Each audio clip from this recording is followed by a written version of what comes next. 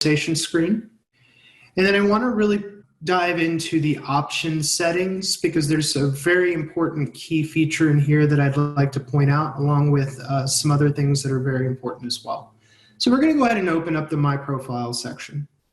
I'll do that by going up here to Options, hitting My Profile, and then selecting Edit Profile and Preferences. You notice that a lot of this is just kind of standard stuff. We have first name, last name, email, street address, all of that. What I wanted to draw our attention to is the language setting within Livingtree. So we'll see here it says language. If I open this up, you will see that Livingtree translates into over 100 languages. So we can see a full list of those if we click the button here. Now, what does this mean?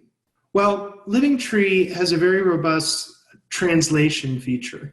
And that means that if, let's say, I was a parent at St. Edward's Elementary School and I had my language settings set to Spanish, then when I receive notification of a post and log in and actually look at that post, it will automatically be translated into Spanish for me. That will also translate the messages that actually go out, so the notifications and the mobile push alerts to the app will also get translated into the user's language of choice.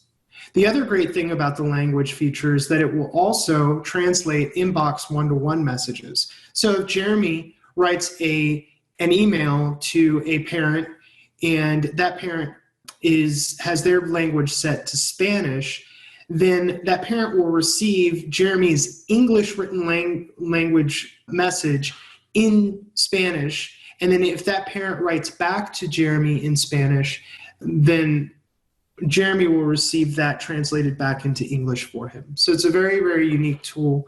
That's one of the key features of Livingtree, and I wanted to show where we would set that. The other thing is down below here, we have a number of communications and notification preferences. We can set things like whether or not we want a daily summary of a roll-up of the posts that have been made throughout the day. We can turn on text message posting and phone messaging. We can also choose whether or not we want email notifications or mobile push alerts and the specific type of alerts that we would like by clicking these radio buttons here.